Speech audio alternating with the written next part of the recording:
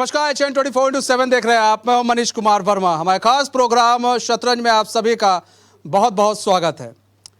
दिसंबर में उत्तराखंड में investor summit होने वाला है।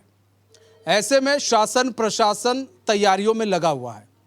यहां तक कि उत्तराखंड के मुखिया यानी CM पुष्कर सिंह धामी भी देश विदेश राज्यों का दौरा कर रहे हैं, निवेशकों के साथ बैठक कर रहे हैं ताकि MOU ज़्यादा से ज़्यादा साइन किया जा सके, और उनको आमंत्रित कर रहे हैं कि जो ग्लोबल इन्वेस्टर समिट उत्तराखंड में होने वाला है वो यहाँ पर आए और यहाँ पर इन्वेस्ट करें। उत्तराखंड का जो माहौल है वो बता रहे हैं कि कैसे ग्लोबल समिट होने वाला है देहरादून में दिसंबर के महीने में 8 से 9 दिसंबर को कहा जा रहा है ग्लोबल समिट यहाँ पर आयोजित होगा।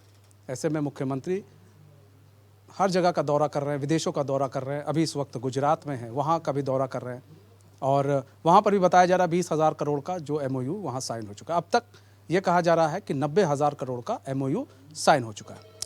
ऐसे में कई सवाल जो है विपक्ष उठा रहे हैं, उन सभी सवालों का जवाब जानेंगे। हमारे साथ हमारे मेहमान जुड़ चुके हैं। हमारे साथ रविंद्र कुमार जुड़ चुके हैं, भाजपा प्रवक्ता हैं। डॉक्टर पंकज पैनुली जुड़ चुके हैं, UKD के नेता हैं। सुभाष झा जुड़ चुके हैं, वरिष्ठ पत्रकार हैं। आप सभी मेहमानों का बहुत बहुत स्वागत है HN में। सबसे पहले हम रुख कर लेते हैं पंकज पैनुली जी, आपका रुख कर लेते हैं। पंकज भाई, यहाँ पर इन्वेस्टर समिट के लिए अभी तक कहा जा रहा है कि 90,000 करोड़ का जो है MOU जो है वो साइन हो चुका है।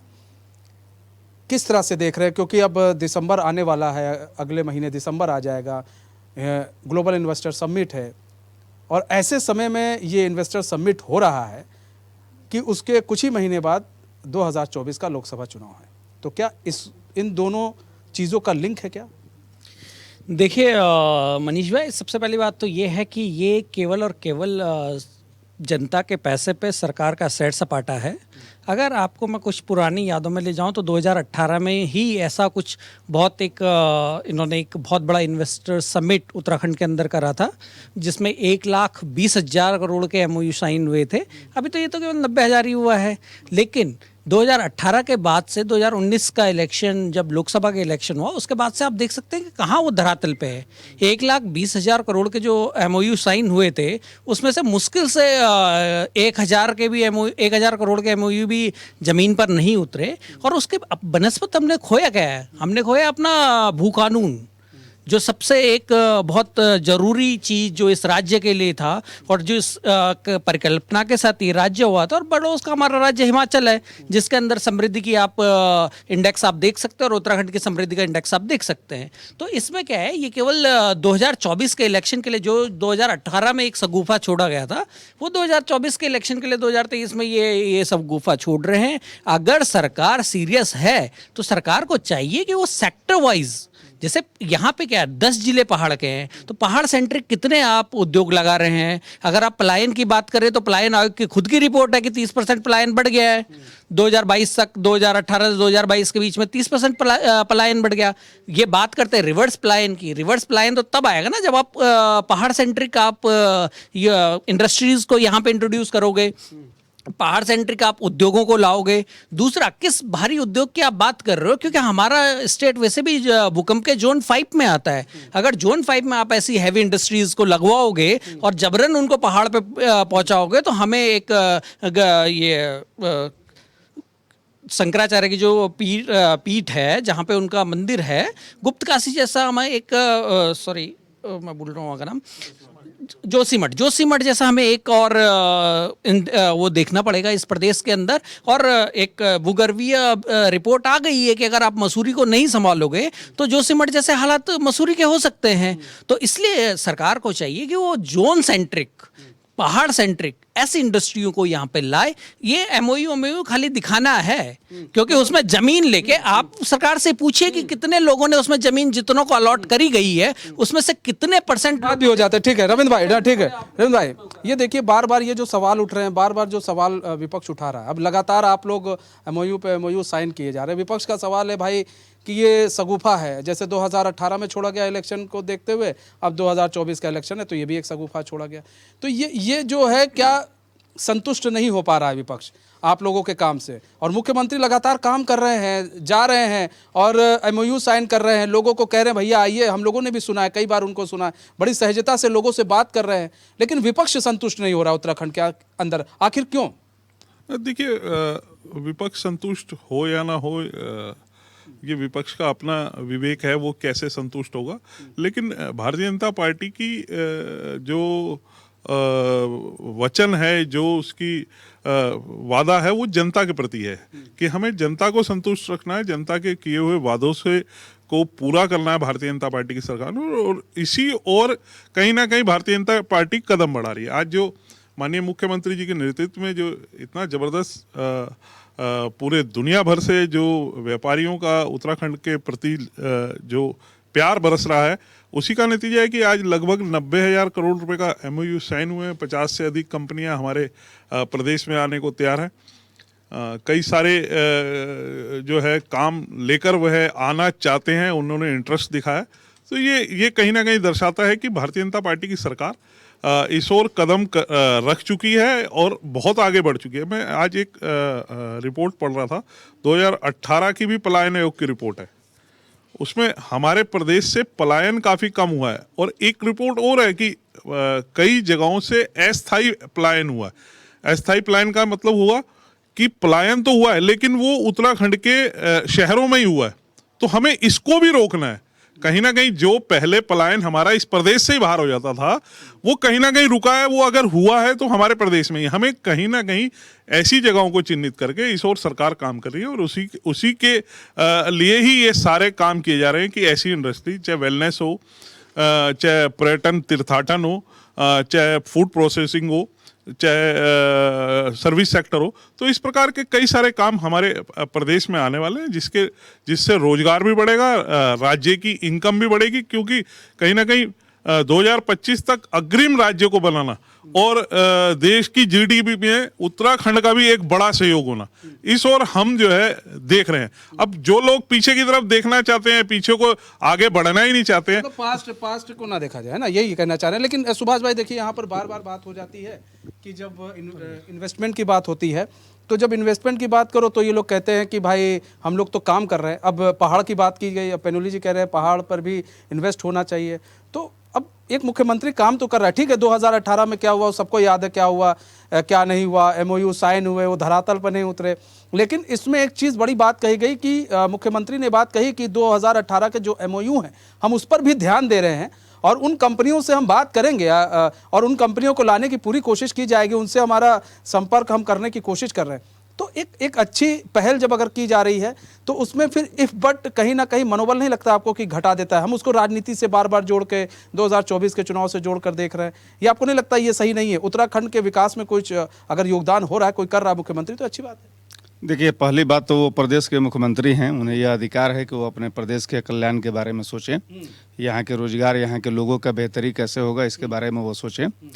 लेकिन विपक्ष को भी सरकार, यहीं की जनता ने ये ड्यूटी दिया है कि आप सरकार की कमियों को खोजें और जनता को बताएं और सरकार को कमियों की तरफ ले जाएं। अब रह गई बात कि विपक्ष को भी, मुझे लगता है, मैं पहले भी ये बात कह चुका हूँ कि विपक्ष को कम से कम 8-10 दिसंबर तक, जब तक ये समिट पूरा नहीं हो जाता है, तब तक बहुत पॉजिटिवनेस माहौल बनाए रखना चाहिए। इसलिए कि एक पहल हो रही है तो ये इसमें प्रदेश का भला, हाँ, अगर उसके बाद अगर प्रदेश का भला नहीं होता है, सरकार जो वादे करती है वो काम नहीं होता है, तो फिर यहाँ के प्रदेश के विपक्ष को पूरा हक है कि सरकार को वो पूरा जो है उसकी आलोचना करे और अपने हिसाब से लोकतांत्रिक विरोध करे, वो सारा चीज़ है। लेकिन इसमें 2-4 बातें और भी हैं। 2-4 बातें ये हैं कि ये प्रदेश जो है भूकंप के लिए सबसे सेंसिटिव है, एक। दूसरा बात कि यहाँ की 65%, एक तो बहुत छोटा प्रदेश है, उसकी भी 65% ज़मीन जो है वो जंगल में है। 35% में खेती होता है, 35% में लोग रहते हैं, 35% में शहर है। ये सारा संरचना है। इसमें सरकार ने क्या चिन्हित किया है कि किन किन जगहों पर हम इन जगहों पर उद्योग को ले जाएंगे और ये सारे उद्योग जो आएंगे इनके लिए ज़मीन कहाँ से चिन्हित किया जाएगा, इनके लिए ज़मीन की व्यवस्था किस तरह से होगी और कहाँ पर होगी, एक बात। दूसरी बात यह भी देखना चाहिए कि यहाँ जो, जैसे अभी पिछले दिनों पेरिस में जो सम्मेलन हुआ था तो उसमें हुआ था कि तापमान बढ़ रहा है और अभी एक रिपोर्ट आई कि पृथ्वी का तापमान जो है 1 डिग्री बढ़ गया है, 2 डिग्री और बढ़ा तो पृथ्वी के बहुत सारे देश डूब जाएंगे। उस परिस्थिति में जो यह पर्यावरण की दृष्टि से सबसे सेंसिटिव और सबसे रिच दोनों चीज़ यह प्रदेश है, उसमें हम यहाँ के प्रदेश के साथ उद्योग में किन उद्योगों के यहाँ ला सकते हैं जो पर्यावरण की दृष्टि से यहाँ सेफ हो। अभी आप देख रहे हैं कि दिल्ली और कानपुर में अभी आया नहीं समय, अभी दीपावली से पहले ही अभी जो है पूरा प्रदूषण हो रखा है और पर्यावरण को लेकर खबरें आ रही हैं तरह तरह की। दूसरी बात, अभी आपने देखा होगा कि अभी जो विकास हो रहा है बद्रीनाथ में, उस पर अभी सरकार ने, हालांकि ये पहले महसूस करना चाहिए था, लेकिन सरकार ने जरूरत महसूस किया कि नहीं इससे क्या प्रभाव पड़ेगा। जैसे जोशीमठ में हुआ, जोशीमठ की रिपोर्ट 71-72 की है, उस पर अमल नहीं हुआ, नतीजा जोशीमठ सामने है। मसूरी जो है वहाँ लाल बत्ती जला रहा है। इन परिस्थितियों में सरकार को यह सोचना चाहिए कि हमारे लिए कहाँ मुफीद होगा ये उद्योग, हम कहाँ उसको करें। दूसरी बात, थोड़ी सी आलोचना इनकी भी होनी चाहिए। हमारे बैठे हैं भाजपा प्रवक्ता, कम से कम हम पत्रकारों को तो बता देते कि किस जगह पर अभी तक ये सबमिट करवा रहे हैं। वो अभी तक जगह की घोषणा सरकार ने नहीं कर रखी है। तो अब हम लोगों से पूछते हैं तो हम लोगों को भी जवाब देना पड़ता है कि भाई साहब हम जानते नहीं। तो वो कहता है कि यार आप कैसे अनाड़ी पत्रकार हो, कि आपको पता ही नहीं कहाँ हो रहा है। भाजपा नेताओं से पूछे तो वो भी बताने की स्थिति में नहीं है। तो मैं रिक्वेस्ट करूंगा कि कृपया आप बता दीजिए कि कहाँ हो रहा है। ले लेते। देखिए, सबसे बड़ी चीज़ ये है कि कई सारे सवाल उन्होंने उठाए हैं और वो जेन्युइन सवाल है, ऐसा नहीं है। अब आप ब्लूप्रिंट आपने क्या तैयार किया, एमओयू साइन करवा रहे हैं, ठीक है, लेकिन ब्लूप्रिंट क्या तैयार किया। अभी बता रहे हैं कि भाई प्रदूषण की बात की जाए तो आप किस तरह से यहाँ पर 65% जो है ज़मीन जो है जंगलात में है। तो ऐसे में कैसे आप लोग किसी भी कोई इन्वेस्टर आ रहा है उसको कंपनी कहाँ लगाएगा, किस तरह की चीज़ें हैं, क्या ब्लूप्रिंट है, कुछ तो तैयार किया होगा, गया होगा खाका, कि नहीं बस ये है कि इन्वेस्टर सबमिट करना है, इन्वेस्टर सबमिट करना है, बात हो जाएगी, फिर हम लोग फिर देखेंगे क्या करना है। लेकिन क्या पहले से कोई ब्लूप्रिंट तैयार है कि नहीं? देखिए, ये सुभाष जी ने सवाल किया है, सवाल उठाया है, अच्छा सवाल है। लेकिन आप समझिए कि सरकार जब किसी बड़ी कंपनियों के साथ एमओयू के लिए जाती है, ऐसा तो है नहीं सरकार गई, चंदे की रसीद है, काटी, उन्होंने कहा लो जी चंदा और लेके आ गए। कहीं ना कहीं अधिकारी जाता है, ब्लूप्रिंट बताता है, हम ऐसा काम करना चाहते हैं, आप क्या कर सकते हैं, किधर कर सकते हैं। तो ये सारी चीज़ें हैं, ये सब पब्लिक डोमेन में जल्दी आ जाएंगी। आप जिस समय समिट दिसंबर में होना है, किस जगह पे होना है ये भी पता लग जाएगा, कहाँ होना है, किस जगह पे होना है ये भी पता लग जाएगा, और ब्लूप्रिंट भी जल्दी आ जाएगा। कहीं ना कहीं सारी चीज़ें रेडी हैं। सरकार एक लंबे समय से पीछे काम कर रही थी, क्योंकि पहले इस प्रदेश को, इस राज्य में इन्वेस्टर को लाने के लिए उस और मुफीद करना था, चाहे एयर कनेक्टिविटी हो, सड़क कनेक्टिविटी हो, चाहे आपकी दूरसंचार कनेक्टिविटी हो। तो ये सारी चीज़ें, क्योंकि अभी आप अगर पीछे 3 साल 4 साल पीछे जाओ तो कई क्षेत्रों में, पहाड़ों में, हालांकि मैं ये कहूँ कि 100% हो गया, बिजली की कनेक्टिंग और दूरसंचार की कनेक्टिंग बहुत कमजोर थी। कहीं ना कहीं इसके ऊपर काम हुआ है, सड़कों की कनेक्टिंग बढ़ी है, एयर कनेक्टिविटी बढ़ी है, रेल भी ले जाई जा रही है ऋषिकेश से कर्णप्रयाग तक। तो ये सारी चीजें करने में, इस माहौल को मुफीद बनाने में कहीं ना कहीं जो बड़ी कंपनियां, ये बड़ी बड़ी कंपनियां हैं भाई, इतने बड़े बड़े वेंचर्स हैं, वो अगर कहीं किसी जगह इंडस्ट्री डालने आते हैं तो आंख बंद करके नहीं आते। उनको भी अपनी पूरी की पूरी सिनेरियो का, पूरी की पूरी सिस्टम का जानकारी होती है कि हम जहां जा रहे हैं वहां हमारा काम चलेगा, या कहीं ऐसा तो नहीं कहीं हमारा पैसा डूब जाए। तो ये कहना मुझे नहीं लगता कि ये सवाल कुछ समय बाद अगर आप उठाएंगे तो ज्यादा अच्छा होगा। मुझे नहीं लगता, मतलब इन्वेस्टर समिट के बाद। हाँ, ठीक है। देखिए, बताया वीरेंद्र भाई ने कि किस तरह से कनेक्टिविटी बढ़ाई गई है, कनेक्टिविटी हो रही है, पहाड़ तक जोड़ा जा रहा है, चीज़ों को जोड़ा जा रहा है, तमाम तरह की चीज़ें हो रही है, दूरसंचार में क्रांति लाई गई है उत्तराखंड के अंदर। लेकिन बात यह है कि हर तरह से सरकार ने काम किया। पहले कनेक्टिविटी पर ध्यान दिया गया, उसके बाद दूरसंचार पर काम किया गया।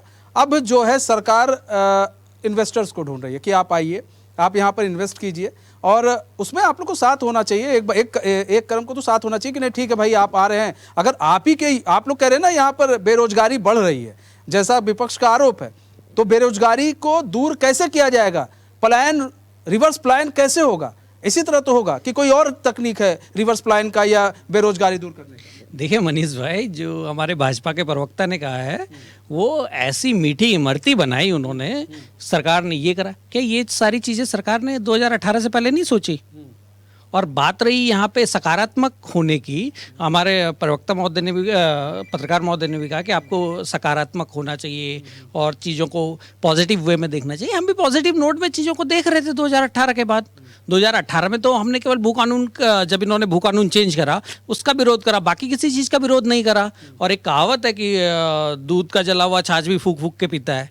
पिछली बार इन्होंने हमारा भू कानून ले गए, ठीक है, वो भी छोड़ो। अब एक चीज बताओ, ये 2018 का समिट भी हम छोड़ देते हैं, 2022 का भी छोड़ देते हैं, उससे पहले प्रदेश में एक वो है, नियमावली है कि जितनी भी यहाँ पे इंडस्ट्रीज लगेंगी, बड़ी इंडस्ट्रीज लगेंगी, उनमें जो है 75% जो रोजगार है यहाँ के लोगों को दिया जाएगा। कहाँ दिया गया है? आप अपने रिपोर्टर को लेके जाइए, आप देखिए सारी फैक्ट्रियों का, चाहे वो रुद्रपुर में है, चाहे वो सितारगंज में है, चाहे वो हरिद्वार में है, चाहे आपके यहाँ है।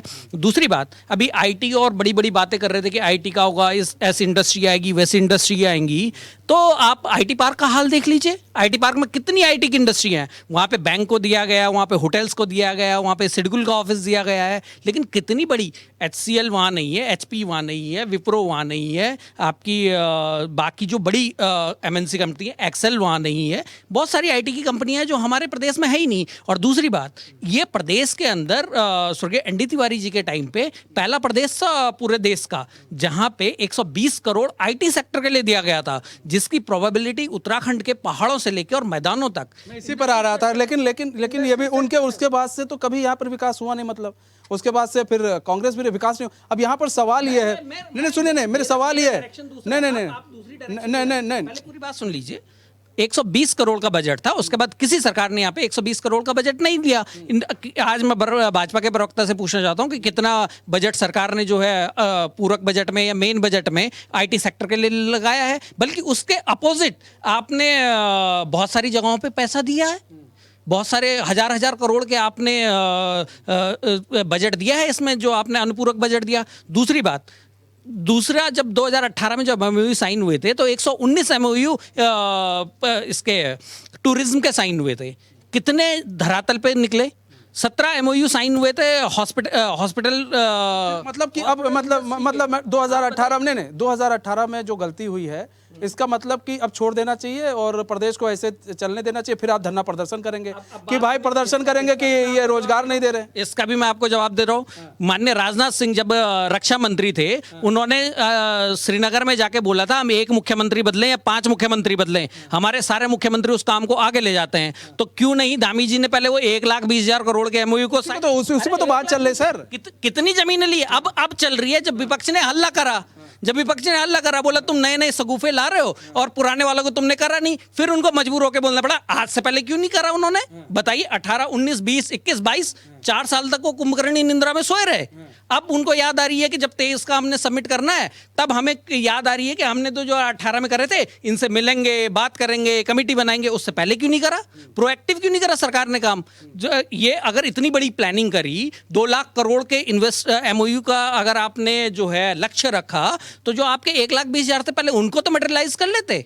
और जो एग्जिस्टिंग इंडस्ट्री है उसमें उत्तराखंड के लोगों को जो 75% रोजगार की बात हुई है, उसको तो धरातल पे ले आते। बल्कि इस सरकार ने क्या करा है कि जो B ग्रेड के सिडकुल इंडस्ट्री में जो B ग्रेड के पोस्टें थी, B ग्रेड की पोस्टों पे पहले ये मैंडेटरी था कि 75% उत्तराखंड के लोग लगेंगे। रुद्रपुर के सिडकुल में जाके माननीय मुख्यमंत्री जी ने वहां से वो कंप्लायंस भी हटा दिया। ठीक है सुभाष भाई, देखिए मतलब कि कोई काम ना करे। अब 2018 बार ठीक है, पास्ट में कुछ गलतियां हुई होंगी, ऐसा नहीं है कि पास्ट। अब बच्चा फेल होता है तो क्या मतलब उसको पढ़ाई छोड़ देनी चाहिए, फिर उसको मतलब आगे की तैयारी नहीं करनी चाहिए? ऐसा तो नहीं। कई बच्चे फेल होते हैं, उसके बाद वो IAS PCS क्वालिफाई कर देते हैं।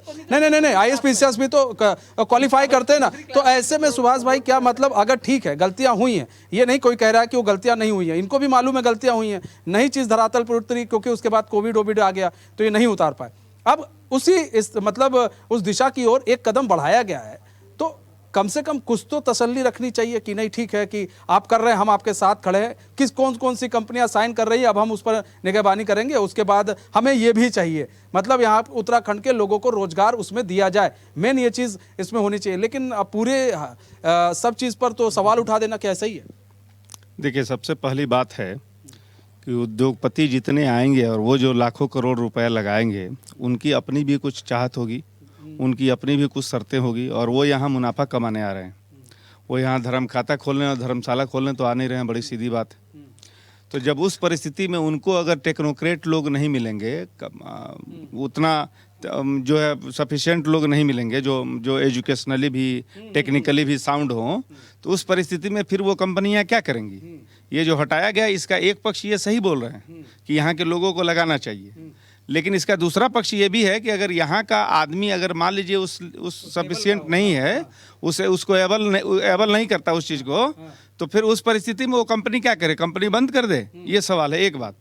दूसरी बात, एक चीज़ मैं और भी कहूँगा, बार बार भू कानून को आता है, तो इसका मतलब इससे माहौल यहाँ के लोगों को आने में, बाहर के लोगों को डर लगता है पूंजी लगाने में, कि हम यहाँ पूंजी लगाएं, कल को ये कोई नया बितंडा खड़ा हो चुकी कंपनी सुबह और शाम के लिए तो लग नहीं रहा, ये 10 साल 20 साल 50 साल 100 साल के लिए लग रहे हैं, तब वो बिजनेस करेगा, फिर उसके लिए क्या माहौल होगा। अभी आप देखे होंगे कि नारायण दत्त तिवारी के समय में जो बिजनेस लोगों को फैसिलिटी दी गई थी, यहाँ टैक्स फ्री और यहाँ आए आप ये करें वो करें, बहुत सारे बिजनेस यहाँ से पलायन कर गए। ठीक है, अब उस परिस्थिति में दूसरी बात, जो लोग यहाँ आएंगे, जो मजदूर काम करेंगे या जो कर्मचारी काम करेंगे या जो अधिकारी काम करेंगे, वो जाहिर है यहीं रहेंगे। तो जब यहाँ रहेंगे 10 साल 15 साल 20 साल 25 साल वो नौकरी करेंगे, तो फिर वो कहाँ जाएंगे? ये बड़ी व्यवहारिक प्रश्न है। और जब इसके बीच तालमेल बिठाने का काम नहीं होगा, तो फिर लोग कैसे आएंगे और क्यों आएंगे? एक बात। दूसरी बात, मैं इनके ही जवाब पर मैं इनसे सवाल करना चाहता हूँ, ये जवाब देंगे। जहाँ की आबादी 80% इस राज्य से बाहर काम करती हो, चाहे वो केंद्रीय संस्थानों में काम करती हो या दूसरे देश में काम करती हो या दूसरे राज्यों में जाकर के काम करती हो, कभी किसी ने भू कानून का सवाल किसी ने उत्तराखंड राज्य के लिए, उत्तराखंडियों के लिए उठाया क्या? अगर नहीं उठाया, तो आपको ये सोचना चाहिए कि अगर यही सारे प्रदेश यही मांग करने लगे कि यहाँ भू कानून बनेगा, तो फिर हमारा भारत देश कहाँ जाएगा? देखिए, बड़ी बात कही है। काबिलियत मायने रखता है। काबिलियत कितनी है? अब भाई कोई कंपनी लगा रहा है, अब यहाँ के जैसे लोगों को लिया गया, आप कह रहे हैं सिर्फ 75%, लेकिन हम कह रहे हैं यहाँ 35% लोगों में वो काबिलियत है, उन लोगों को रख लिया गया। अब बचा हमारे पास 40%, अब नहीं है तो हम बाहर के लोगों को लगाएंगे, वरना फिर या तो कंपनी बंद करके जाए। अब भू कानून की बात तो सही कह रहे हैं ना, कि भू कानून अगर आप यहाँ कह रहे हैं, आपके लोग भी, यहाँ के लोग भी बाहर जाकर काम कर रहे हैं, वहाँ भी कह दें कि भू कानून और ये सब तमाम तरह की बातें कर दे, तो वहाँ से लोगों को निकाल दिया जाएगा, तो बेरोजगारी बढ़ेगी, वहाँ पर कम थोड़ी ना होगी। क्या बचकाने सवाल और क्या बचकानी सोच। देखिए, इस प्रदेश को लेने के लिए सबसे पहले ये सोचिए कि ये प्रदेश क्यों बना।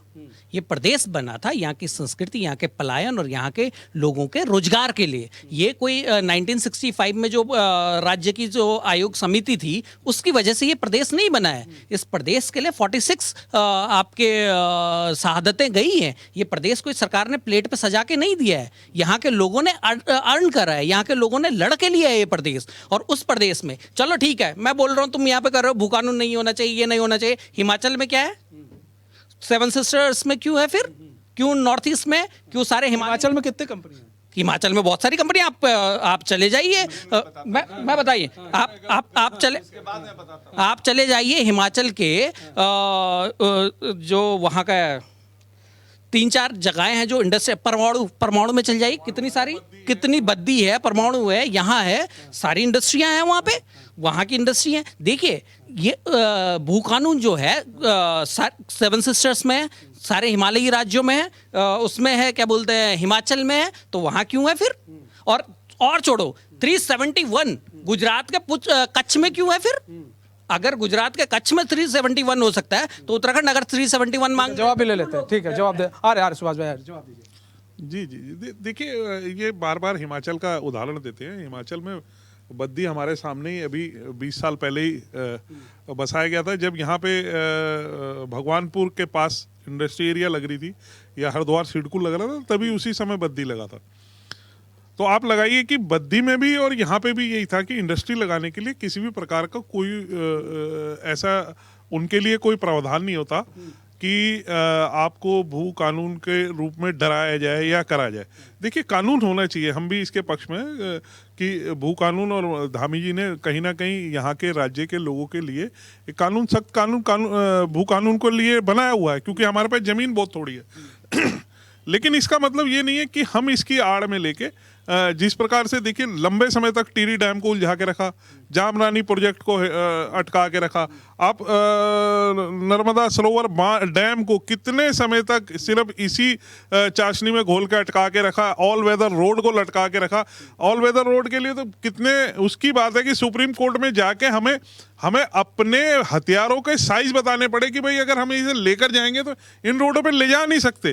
तो ये एक अच्छी बात नहीं थी कि हमें बताना पड़ा कहीं, तब जाके सुप्रीम कोर्ट ने कहा नहीं भाई ये रोडें होनी चाहिए। तो आज जिस प्रकार से ठीक है आप भू कानून होना चाहिए, हम भी इसके पक्षधर हैं और हमने कहीं ना कहीं भारतीय जनता पार्टी ने इसमें काम किया, लेकिन इसका किसी भी रूप में ये नहीं होना चाहिए। जो इंडस्ट्रियल एरियाज हैं या फिर जो इंडस्ट्री लगाने आ रहा है, यहाँ पर जो भी कंपनी लगाने आ रहा है, वो इस कानून के दायरे से बाहर है, यही है ना? मतलब उसको ये ना लगे कि ये मुझे डरा रहे हैं। दूसरी बात देखिए, मैं आपको बताऊं कि जो मेरे जैसी उम्र के लोग हैं, मैं कई बार कई चैनलों पे डिबेट हो जाए, 90 के दशक में हमारे यहाँ मोबेवाला, पटेल नगर, लाल तप्पड़, विकास नगर, सहसपुर, सेलाकुई, ये बड़ी इंडस्ट्रियों का होता था। मोबेवाला में जिस समय पटेल नगर में छुट्टी होती थी, सड़कों पे सिवाय लेबर के कोई नहीं दिखाई देता था। वो सारी इंडस्ट्री है सिर्फ ऐसे लोगों की मानसिकता के कारण बंद होती चली गई कि कई बार वो लाल सलाम वाले, लाल झंडे वाले आके बैठ जाते थे, कुछ लोग तरह तरह की बात करते थे, तो ये ऐसी इंडस्ट्री है सिमट चली गई। देखिए अब हम एक नए युग में प्रवेश कर चुके हैं। अमृतकाल का समय, यहाँ का नौजवान भी, यहाँ का बच्चा भी और यहाँ का रहने वाला पुराना व्यक्ति भी, ये सब समझ चुके हैं कि ठीक है सुभाष भाई, देखिए अब यहाँ पर भू कानून की बात की जा रही है, ठीक है, अब कह रहे हैं भू कानून, मैं इंडस्ट्री के बात पर ही भू कानून की बात कर रहा हूँ, उससे जोड़ करके। यहाँ बात इंडस्ट्री की नहीं है। इंडस्ट्री में जो हजारों लोग काम करेंगे और जो बाहर से लोग आएंगे, वो टेक्नोक्रेट हों या जो हों, तो वो आखिर काम करेंगे तो 15 साल 20 साल रहेंगे। तो जाहिर है जो लोग जहाँ रहता है, जैसे उत्तराखंड के लोग बहुत जगह बरेली में बसे, लखनऊ में बसे, दिल्ली में बसे, गाजियाबाद में बसे, बड़ी बड़ी कॉलोनियाँ हैं उत्तराखंड के लोगों की, हमारे उत्तराखंड के लोगों की, ठीक है। तो जब हमारे लोग वहाँ बसे तो वहाँ किसी ने भू कानून की मांग नहीं की। जिस समय 370 लागू किया गया था, यही भाजपा कहती थी 370 का कानून पीता है भारत का खून। तो आखिर 370 का कानून किस लिए खून पी रहा था? इसलिए पी रहा था कि बाहर के राज्य के लोग जाकर के वहाँ नहीं बच सकते। और फिर एक बहुत बड़ी असुरक्षा जो पैदा हुई, इस कारण से भी पैदा हुई वहाँ JNK में। एक बात तो जब अब हम इस ओर चले हैं जहां हम पूरा भूमंडलीकरण की बात कर रहे हैं, विश्व को पूरा एक गांव मान रहे हैं, मैं ये कह रहा हूं कि उस परिवेश में जाहिर है कि उत्तराखंड के लोग राष्ट्रवादी हैं। यही कारण है कि आज तक ये भू कानून और इस टाइप की संकल्पना और यूकेडी आज कितना मजबूत है, यूकेडी खुद बताएगी। यहाँ राष्ट्रीय पार्टियां शुरू से रही, इसका कारण ये राष्ट्रीय सोच था। इसलिए कि यहाँ के मैक्सिमम लोग देश की सेना में काम करते हैं, उनका सोच राष्ट्रीय है। यहाँ के लोग बाहर में काम करते हैं, उनका सोच राष्ट्रीय है। हमारे अभी यहाँ के आदित्यनाथ जी, योगी जी अभी हमारे उत्तर प्रदेश में है वहाँ, ठीक है। तो बेसिकली राष्ट्रीय स्वरूप जो है ये है। जिस समय 7 सिस्टर्स लागू किया गया था, उसका कारण दूसरा था, उस मुद्दे को समझना पड़ेगा। 7 सिस्टर जहां लागू किए गए, यही कारण है कि पूरे भारत में सबसे कोई इलाका अगर पिछड़ा है तो पूर्वोत्तर के राज्य पिछड़े हैं। ये हम नहीं कहते हैं, भारत सरकार का डाटा कहती है, ये भाजपा सरकार की डाटा कहती है, ठीक है। तो आखिर क्यों? इसलिए कि वहाँ के लोगों को, वहाँ जो लोग गए, और एक बात, दूसरी बात, वहाँ भी जो लोग हैं, तीनसुकिया है, मैं बहुत जगह घुमा हूँ, गया हूँ, वहाँ लोग हैं और बड़ी अच्छी स्थिति में हैं, और वहाँ ज़मीनें खरीद के मकान बनने के सब कुछ, वहाँ दहशत वाली स्थिति नहीं है। उल्फा का एक दूसरा मसला था, वो स्थानीय मसला नहीं था, वो उग्रवाद का मसला था, एक बात। दूसरी बात, इन्होंने कहा हिमाचल की बात में मैं इनकी बात से इत्तेफाक रखता हूँ।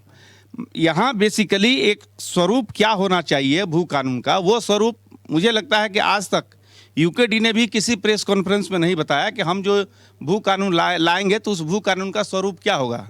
क्या 100 और 150 गज जमीन खरीदने वाले इस प्रदेश को लूट रहे हैं, या 100 बीघा जमीन की यहाँ पर क्या कहते हैं मकान बनाने वाले और उसकी प्लॉटिंग करने वाले लूट रहे हैं? सही बात है, सब समझ, ठीक है। देखिए कुछ चीज़ें हैं वो, अब ये समझना, बड़ी चीज़ उन्होंने बताई कि भाई भू कानून की जब आप लोग बात करते हैं और जब हम इन्वेस्ट की बात करते हैं, हम दोनों को जोड़ रहे हैं, क्योंकि अब यहाँ पर बात हो रही है कि इन्वेस्टर को लाने की बात हो रही है। आप एक तरफ कह रहे हैं भू कानून, अब यहाँ पर भाई ठीक है भू कानून की बात है, तो यहाँ पर तो अब ऐसे में ये भी तो हमें बताइए ना कि भू कानून आप लोग क्या सोच रहे हैं भू कानून को लेकर?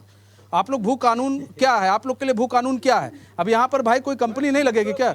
और आपके यहाँ अभी उत्तराखंड के ही कई लोग कहीं रह रहे हैं, यहाँ पर उन्होंने एक चीज कही, क्या कोई कंपनी लगा रहा है 20 साल 30 साल यहाँ पर कंपनी लगा रहा है और यहाँ पर उसका परिवार रहेगा, तो फिर क्या मतलब वो जमीन नहीं खरीद पाएगा, वो तो भू कानून के तहत आ जाएगा। तो फिर लोग कहेंगे भैया जब यहाँ पर कुछ खरीद ही नहीं सकते तो यहाँ से निकल लो, तो उसके लिए फिर क्या है?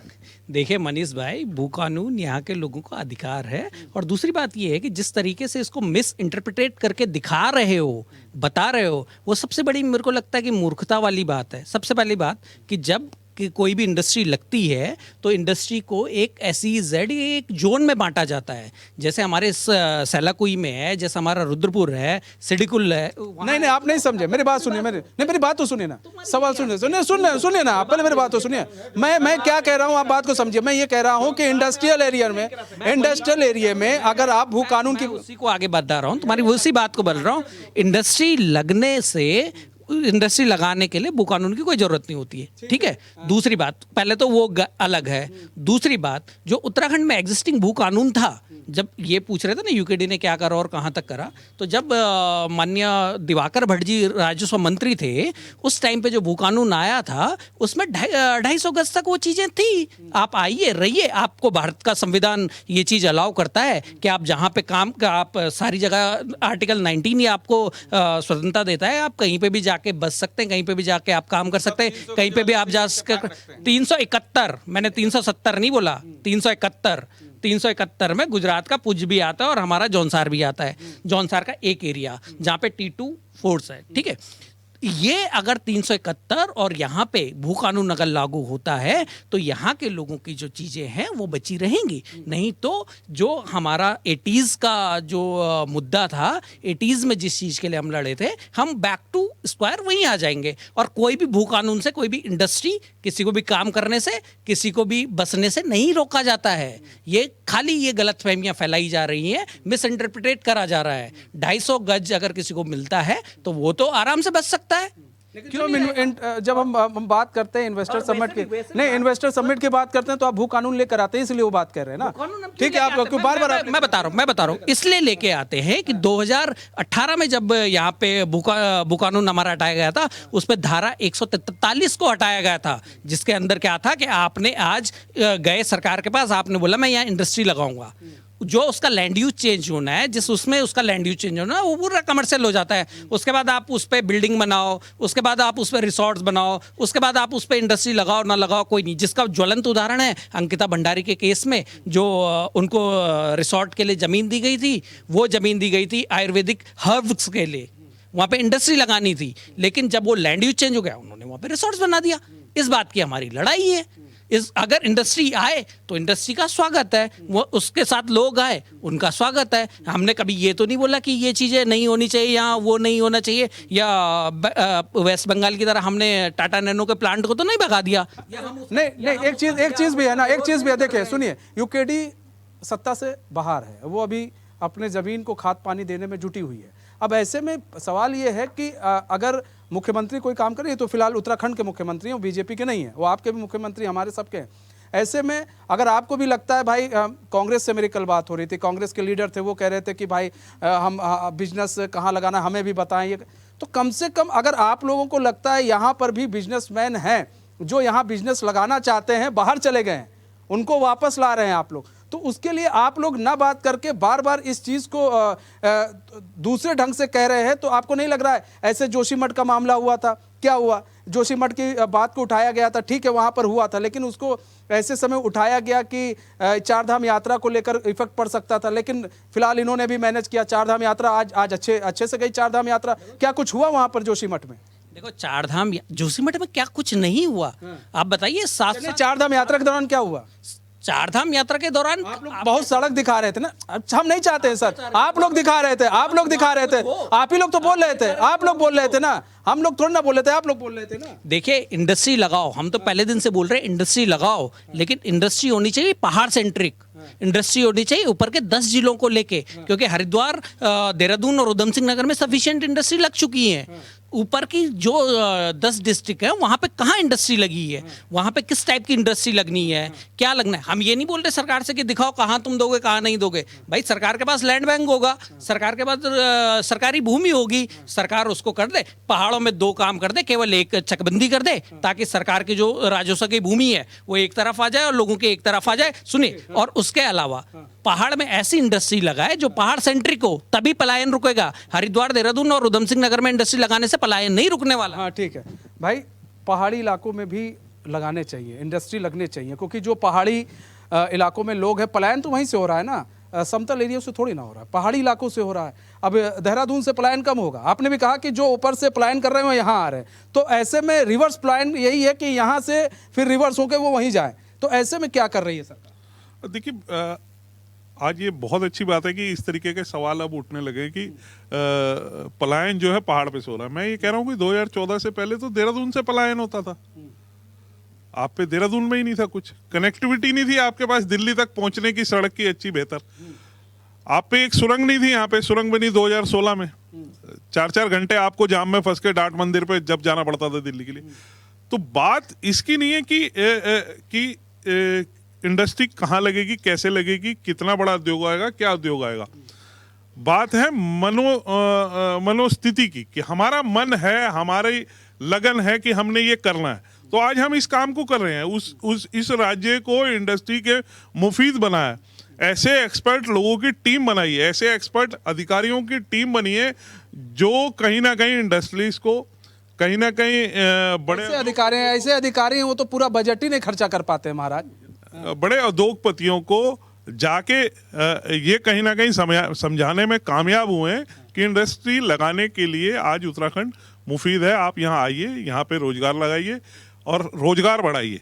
और कहीं ना कहीं देखिए, पहाड़ों पे भी ऐसी जगहों को जरूर चिन्हीकरण सरकार ने किया होगा। जिस समय ये सबमिट होगा उसमें सारी सीएम धामी ने बात कही है कि पहाड़ों को चिन्हित किया गया है और वहां पर जो है इंडस्ट्रीज लगानी जाएगी। अब देखिए, बात आ गई पहाड़ों की, अब पहाड़ों की बात आ रही है, रिवर्स पलायन की बात आ रही है कि यहाँ से रिवर्स पलायन वहाँ पर हो।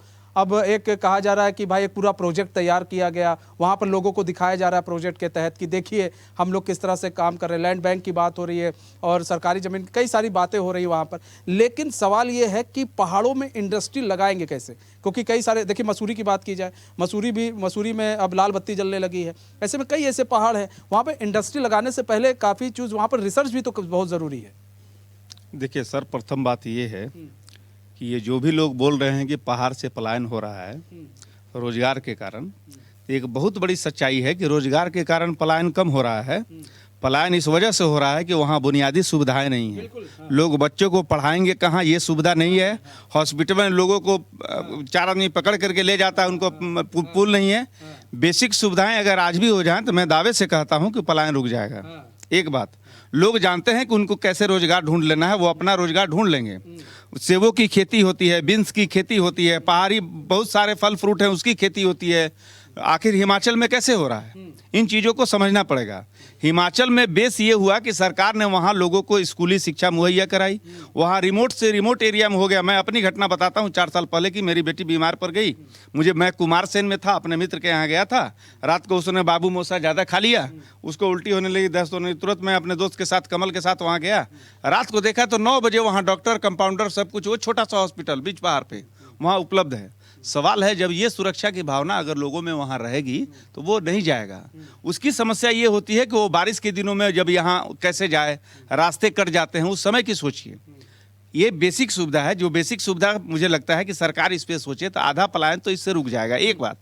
दूसरी बात, जहाँ तक आप इंडस्ट्री की बात कर रहे हैं, तो इंडस्ट्री जो हर्बल इंडस्ट्री है वो तो पहाड़ के लिए मुफीद है। जो हर्बल खेती की इंडस्ट्री है वो तो पहाड़ के लिए मुफीद है। लेकिन ये बड़े बड़े इंडस्ट्री जो धुआं फैलाते हैं, कार्बन डाइऑक्साइड छोड़ते हैं, वो बिल्कुल मुफीद नहीं है। और ये ना सिर्फ उत्तराखंड के लिए बल्कि पूरे देश के लिए। ग्लेशियर पिघलेगा तो सिर्फ उत्तराखंड का नुकसान नहीं होगा, इससे पूरे देश का नुकसान होना है, पूरे पर्यावरण की नुकसान होनी है। तो जाहिर है इस पे होमवर्क बड़े कायदे के साथ होना चाहिए। अभी जैसे बद्रीनाथ में IIT की टीम जाकर के अब आधा काम हो गया, तो उसके बाद अब जांच कर रही है कि वहाँ क्या नुकसान होगा। इसका कोई ये बेसिर पैर का काम है, इससे पहले ये काम हो जाना चाहिए था। लेकिन खैर, अभी भी देर आए दुरुस्त आए। ये काम मुझे लगता है कि यहाँ भी सरकार को करना चाहिए और तब जाकर के ये स्थिति कुछ बनेगी। अच्छा, एक चीज़ है, देखिए बड़ा सवाल है, जब पहाड़ों की बात आती है, सही कह रहे हैं भाई, कुछ आयुर्वेदिक चीज़ें हैं, ऐसी कोई हर्बल इंडस्ट्री अगर वहाँ पर लगाएं पहाड़ों पर तो ज़्यादा बेहतर है। इन्होंने बार बार हिमाचल की बात हो रही है, हिमाचल की बात इन्होंने बताया और खुद अनुभव कर चुके हैं, पत्रकार हैं, अनुभव कर चुके हैं। अब ऐसे में वहाँ पर भी सरकार आपकी रही है तो काम किया गया है वहाँ पर भी, यानी कि हॉस्पिटल, वहाँ पर स्वास्थ्य को लेकर, स्कूल को लेकर। यहाँ पर वो काम क्यों नहीं दिख पा रहा है?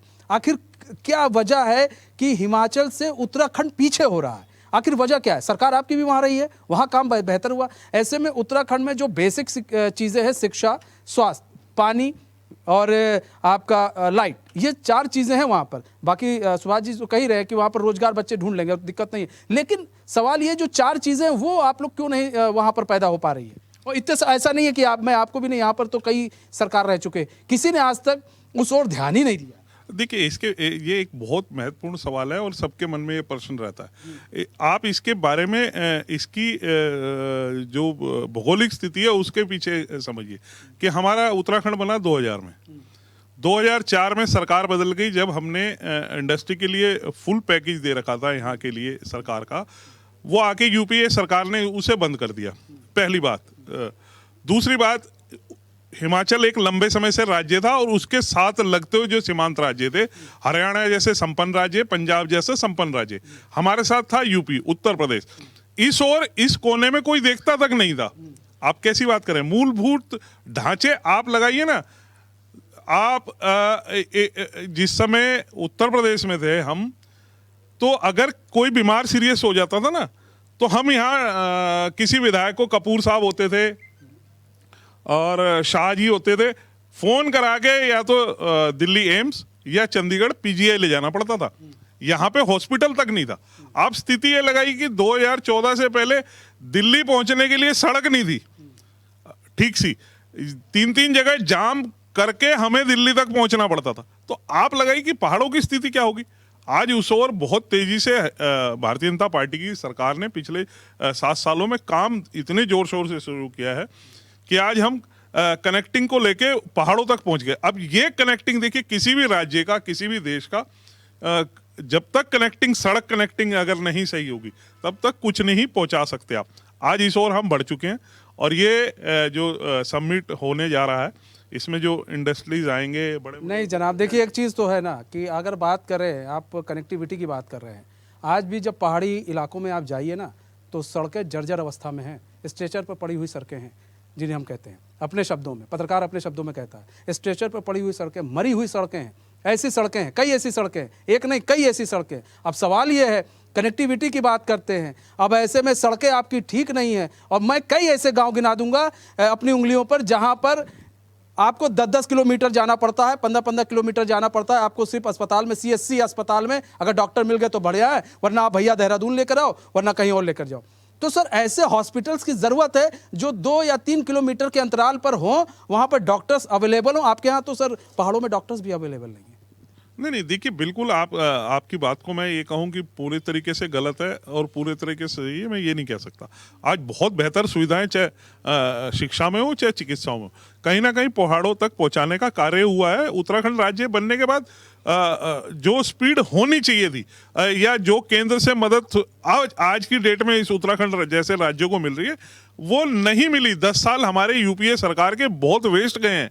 इस पहाड़ के ऊपर कहीं से कहीं तक कुछ नहीं मिली, वो लगा भी तो नहीं सर, जो मिल रही है वो लग भी तो नहीं रहा है। ये भी सवाल है, ये भी समझने वाली बात है। देखिए सबसे बड़ी पन्यूली जी एक चीज़ और भी है ना कि आप लोग बार बार कह रहे हैं, यहाँ पर देखिए कनेक्टिविटी की बार बार बात हो रही है। मैं भी भाई कह रहा हूँ कि जो कई सड़कें हैं, रोड है ख़राब है, अब कहा जा रहा है कि उन रोडों को भी बनाया जाएगा, ऐसा नहीं है। और हर्बल इंडस्ट्रीज़ लगाने की ज़रूरत है और हर्बल इंडस्ट्रीज़ पर ध्यान भी दिया जा रहा है। मुख्यमंत्री पुष्कर सिंह धामी इस ओर ध्यान भी दे रहे हैं कि हर्बल इंडस्ट्री को हम लाएं और पहाड़ों पर विकसित करें ताकि रोजगार मुहैया हो सके लोगों को। और अगर ऐसा हो रहा है तो उत्तराखंड कहीं ना कहीं आगे बढ़ता हुआ दिख रहा है। और आप लोग को क्या डर लग रहा है? ऐसा तो नहीं है कि अगर इन्होंने जो MOU साइन कराए हैं अगर वो धरातल पर उतर गए तो फिर राजनीति खतरे में पड़ जाएगी कांग्रेस और यूकेडी की, क्षेत्रीय पार्टी है यहाँ पर। देखिए मनीष भाई, हम चुनाव और सत्ता राजनीति का एक पार्ट है, हमेशा यूकेडी ने ये माना है। हम लड़े थे पहाड़ के विकास के लिए, पहाड़ की जवानी और पानी को बचाने के लिए। अगर सरकार ऐसा करती है तो हम सरकार की सबसे पहले तारीफ करेंगे। बीइंग अ यूकेडी प्रवक्ता, बीइंग अ यूकेडी मैं बोल रहा हूँ कि अगर ये धरातल पे उतारते हैं तो सबसे पहले हम धन्यवाद करेंगे सरकार का कि आपने ये सारे काम कर दिए। लेकिन अब बात क्या है कि अभी बात आई कि पहाड़ पे क्या क्या इंडस्ट्री हो सकती है। सबसे पहले विजन आप देखिए, जैसे केरल में आयुर्वेद का है, पंचकर्मा है, नेचुरोपैथी है, वो हमारे पहाड़ के लिए मुफीद है।